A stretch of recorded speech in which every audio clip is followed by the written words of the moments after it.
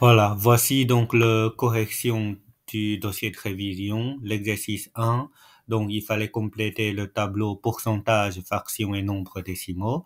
Et ici, on aura toujours plus facile de commencer par les deux colonnes de pourcentage et de nombre décimal.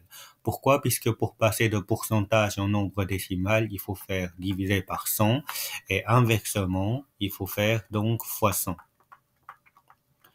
Par exemple, ici, le 22%, pour avoir nombre décimal, on doit faire 22 divisé par 100. Et si on fait 22 divisé par 100, on va trouver 0,22. Et euh, la deuxième ligne, on va laisser après, pour après. La troisième ligne ici, donc 0,48 fois 100, ça donne 48. Mais il fallait pas oublier de rajouter le pourcent. Et ici, le 145% en nombre décimal, bah, il faut faire 145 divisé par 100 et ça nous donne 1,45. Et pour la dernière colonne là, bah, 1,35 fois 100, ça nous donne donc 135%. Voilà. Et ensuite, il faut compléter donc la colonne du milieu. Et pour avoir la colonne du milieu, bah, il faut commencer par réécrire le pourcentage. Je vais essayer de changer un peu la couleur et la taille. Voilà, comme ça. Donc, le pourcentage, on doit remplacer par une fraction qui est sur 100. Et au-dessus, on doit noter donc 22. Et vu qu'on a 22 sur 100 et il fallait les simplifier. Et pour simplifier, on doit essayer de regarder par quel nombre on peut diviser. Et là, on peut toujours essayer le nombre 2 et 5. OK?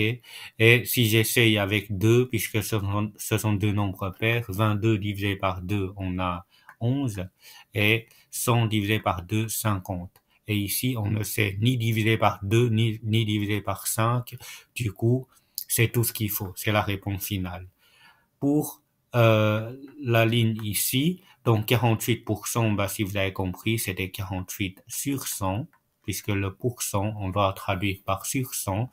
Et là, si je divise tout par 2, je vais avoir donc 24 sur 50. Et là, je constate que je peux encore diviser par 2. J'aurai 12 sur 25. Et ici, je ne sais plus rien faire. Du coup, je dois garder cette réponse-là. C'est la réponse finale qui a été simplifiée le plus qu'on pourrait. Ici, donc 145%, bah, c'était 145 divisé par 100. Et 145 divisé par 100, bah là, on peut pas faire diviser par 2, mais on peut diviser par 5. Pourquoi? Puisque les deux nombres terminent par 5 et 0. OK? Donc, si je fais 145 divisé par 5, je vais arriver à 29. Et 100 divisé par 5, ça fait 20. Et pour la dernière ici, c'est pareil, 135 divisé par 100. Et là, pareil, ça se termine par 5 et par 0, donc on peut faire diviser par 5. Et ici, bah, si je fais 135 divisé par 5, j'arrive à 27. Donc 27 et 100 divisé par 5, il faut savoir que c'était 20. Et il reste encore les deux lignes, là et là. Donc, on fait ces deux lignes-là, ça se complète assez facilement aussi. Pourquoi? Puisque pour passer de fraction au nombre décimal, il suffit de faire le numérateur, la valeur qui se trouve au-dessus, divisé par le dénominateur, la valeur qui se trouve en dessous. Donc, si je fais 12 divisé par 25, j'aurai 0,48. Et après, pour passer de 0,48 nombre décimal en pourcentage, bah, il fallait faire fois 100 et on a 48%. Et ici, par hasard, c'était là exactement la même chose que la deuxième ligne, que la troisième ligne. Et ici, en dessous, c'est pareil, on doit faire 13 divisé par 8. Et si on fait 13 divisé par 8, j'aurai 1,625. Et là, pareil, pour avoir le pourcentage, on doit faire fois 100.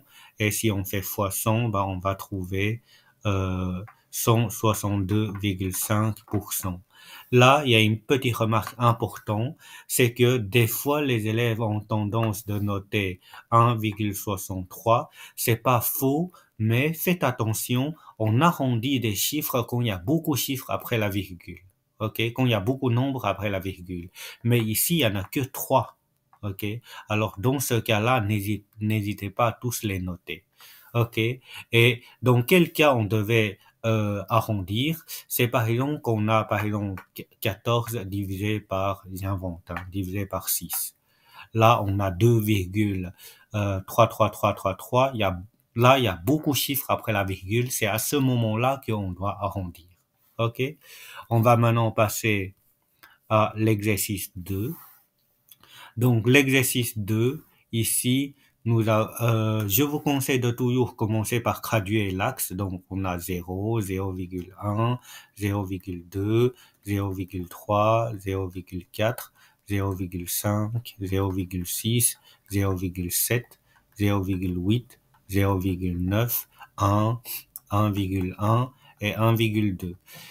Cette étape-là, si vous l'avez pas fait, c'est pas grave, vous perdrez pas des points. Mais pour ceux qui ont peur de se tromper, je vous conseille de commencer par ça. Pourquoi? Une fois que vous avez fait ça, vous pouvez tout de suite remarquer que le 0,9, ça se trouve là. OK? On a 0,9. Et après, 5%, pour pouvoir la placer, il faut la réécrire en nombre décimal. Donc, pour passer de pourcentage en nombre décimal, on doit faire 5 divisé par 100 et on trouve 0,05. Là, il faut faire attention, 0,05, c'était compris entre 0 et 0,10. OK? Donc, ça se trouve ici. Donc, on a 5% là. Et puis, 6 cinquièmes, il faut faire 6 divisé par 5 pour trouver le nombre décimal, c'était 1,2. Et 1,2, c'était donc ici. C'est ça l'avantage de mettre tous les graduations, donc 6 cinquièmes. Il reste encore le 40%, bah, il faut faire 40 divisé par 100. Et si on fait 40 divisé par 100, on trouvera 0,4. Et 0,4, c'était ici. Donc, il faut indiquer donc 40%. Maintenant, des questions du style, monsieur, est-ce que je peux noter à la place de 40% le 0,4? Bien sûr, vous n'allez pas perdre votre point puisque 0,4 et 40% sont équivalents mathématiquement. Ensuite, je vais commencer à réécrire toute cette ligne-là en nombre décimal. Donc 1,15, c'est bon. 3 quarts, donc si on fait 3 divisé par 4, on trouvera 0,75. OK? Donc si on fait 3 divisé par 4, on trouve 0,75. 1 divisé par 5, on trouve 0,2. Et 15%, bah, c'était 15 divisé par 100, 0,15. Donc 0,15. Voilà. Et donc ici, je vais aussi commencer par les graduer 0,1, 0,2, 0,3, 0,4, 0,5, 0,6, 0,7, 0,8, 0,9, 1, 1,1 et 1,2. Donc, on va placer maintenant des nombres. 1,15, c'était compris entre 1,10 et 1,20. 1,10 et 1,20, bah, c'était ici, puisqu'on sait bien qu'on peut rajouter des zéros si on veut, et ça change pas le nombre, donc 1,15, ça se trouve là, 1,15. 0,75, c'était entre 0,70, je vais essayer de noter ça proprement. Donc, c'était 0,70 à 0,80. Du coup, 70 est là, 80 est là. Du coup, on a 3 quarts qui se trouvent ici. OK? Et 0,2, là, ça c'est facile. On a 1,5 ici. Non, 1 sur 5 ici. Donc, oups. On a donc 1 cinquième là. Et il reste encore le dernier, le 0,15. 0,15 c'était compris entre 0,10 et 0,20. Et on a 0,10 ici, 0,20 là. Du coup, le milieu c'était 0,15. Voilà, ou 15%, pardon. Ou vous pouvez noter 15% ici. Voilà. Et ensuite, l'exercice suivant, il faut comparer des nombres ici en dessous. Et pour les comparer, il vaut mieux d'avoir tous les nombres décimaux. C'est-à-dire, le 3 cinquième. Si je fais 3 divisé par 5, j'aurai 0,6. Et 6%, si je fais 6 divisé par 100, j'aurai 0,06. Là, en fait, pour comparer, 0,6, si j'ajoute un 0, c'est 0,60. 0,60 est bien plus grand que 0,06, donc le signe, l'ouverture de l'inégalité est dans ce côté-là. OK? Ensuite, 28%, si on fait 28 divisé par 100, on trouve 0,28. 0,28. Et là, on a 2,8. Du coup, le plus grand, c'est ici. Un quart, je fais 1 divisé par 4 pour avoir un quart. Et on a 0,25. Et on a 0,25 qui est égal à 0,25. Le prochain, donc 7 divisé par 5. On a 1,4. Et 100%, c'était 100 divisé par 100. 100 divisé par 100, on a 1. Donc 1 et 1,4, clairement, c'est par là qui est plus grand. Donc c'était le 7 cinquième qui est plus grand. Et le prochain, si on fait 12 divisé par 100, on trouve 0,12. Et 0,12 et 0,12, c'était égal. 3 quarts, si on fait 3 divisé par 4, ça fait 0,75. Et l'autre, si je fais 34 divisé par 100, c'est 0,34. Du coup, 0,34 et 0,75, clairement, c'était 0,75 qui est plus grand. Voilà. L'exercice 3, il fallait exprimer donc la zone colorée en fractions et en pourcentage.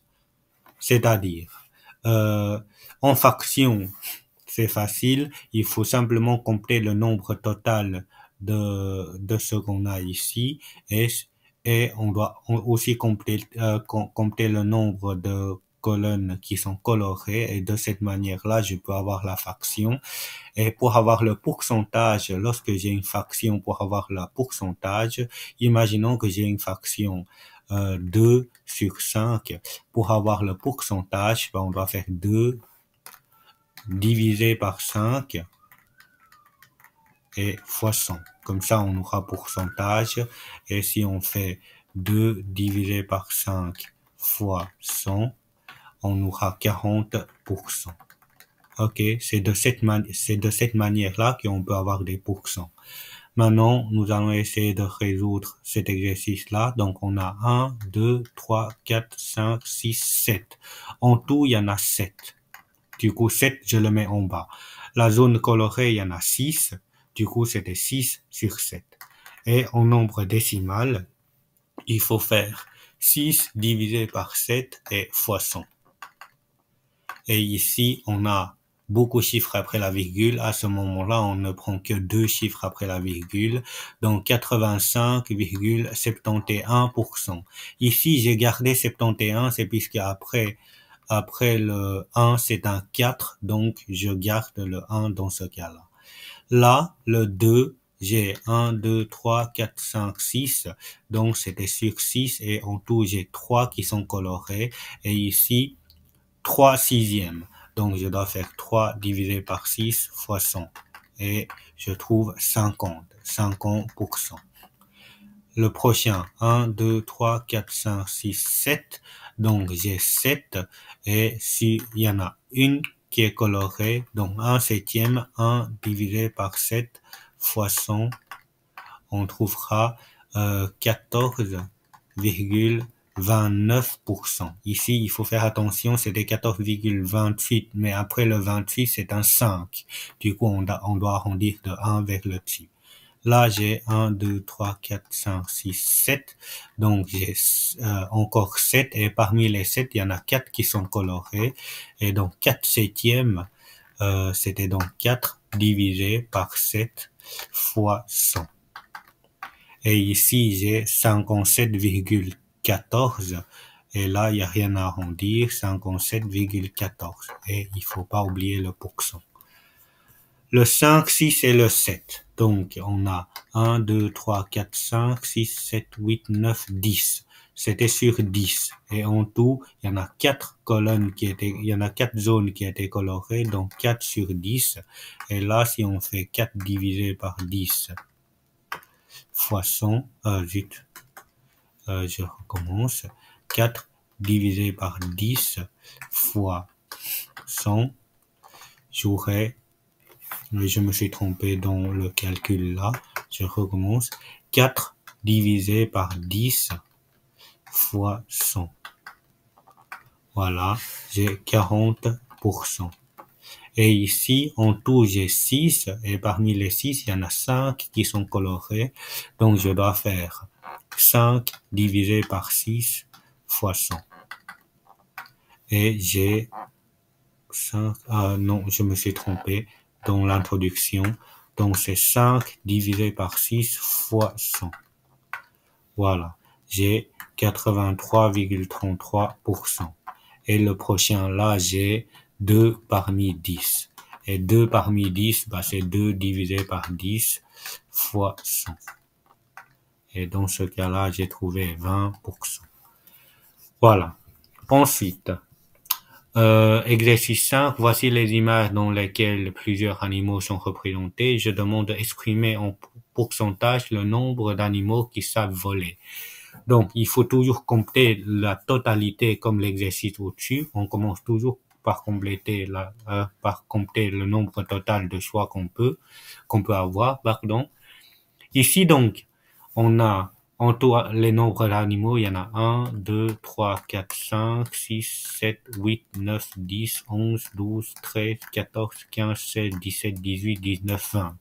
En tout, il y en a 20 animaux. Et parmi ces 20 animaux, celles qui savent voler, il y en a 1, 2, 3, 4, 5, 6, 7, 8, 9, 10, 11 et 12. Ça, c'est tout ce qui savent voler et il y en a 12. Du coup, c'était 12 sur 20. Et en pourcentage, donc, il faut faire 12 divisé par 20 fois 100. Voilà, on a 60%. Donc, parmi tous ces animaux, il y en a 60% des animaux qui savent voler. Et exprimer ensuite la même chose en pourcentage, l'animal qui vivent dans l'eau. Donc, en tout, on a toujours 20 animaux. Et ceux qui vivent dans l'eau, il y en a 1, 2, 3, 4, 5 et 6. Il y en a 6. OK? Et 6 sur 20, il faut faire 6 divisé par 20 pour avoir le pourcentage. On fait fois 100. Et ça donne 30%. Voilà. Ça, c'est l'exercice 5. Exercice 6, c'est pareil. On demande d'exprimer en pourcentage le nombre d'élèves qui ont 1,68 m. Il faut toujours compter en tout combien d'élèves avons-nous. Ici, on a 1, 2, 3, 4, 5, 6, 7, 8. Et fois 2, ça fait donc 16. Et parmi les 16, il y en a combien qui mesurent 1,68 m? Donc, il y en a 1, 2, 3, et c'est tout. Donc, c'était 3 sur 16, et en nombre décimal, c'était 3 divisé par 16 fois 100. Et ça fait 18,75%. Exprimer en pourcentage le nombre d'élèves qui sont strictement plus grands que 1 septembre. Donc, Déjà, en tout, il y en a 16 élèves. Strictement plus grand. Donc, on doit prendre tout ce qui dépasse 1,70. Donc, il y a ici, il y a 1,76, 1,82, 1,72, 1,79, 1,72, et c'est tout. Ça, il faut pas prendre, puisque le 1,70 cm ici, il faut pas prendre, puisqu'on veut que ça soit strictement. Donc, le nombre correspondant, il y en a 1, 2, 3, 4, 5, 6. Donc, c'est 6 sur 16. Et si on fait 6 divisé par 16 fois 100 pour avoir le pourcentage, non, je me suis encore trompé, j'ai pas mis fois, j'ai mis divisé. Donc, il faut faire 6 divisé par 16 fois 100, on trouve 37,5%. Voilà. Donnez les réponses pour les propositions suivantes. Ici, on a 60% de 2000 euros. Déjà, il faut savoir que tous les deux, on doit remplacer par des multiplications. OK? Fois. Et après, ça ira tout seul. Pourquoi 60%, c'est 60 divisé par 100 et fois 2000. Et là, quand vous faites le calcul, vous allez trouver la réponse. OK? Là, je vais pas le faire puisque je suppose que vous êtes tout à fait capable de faire avec vos calculatrices ce calcul-là. 3 quarts, donc, c'était 3 divisé par 4 et 2, on traduit par fois 1300. Et ici, 2,6%, 2,6 divisé par 100 et fois 800. 8000, pardon.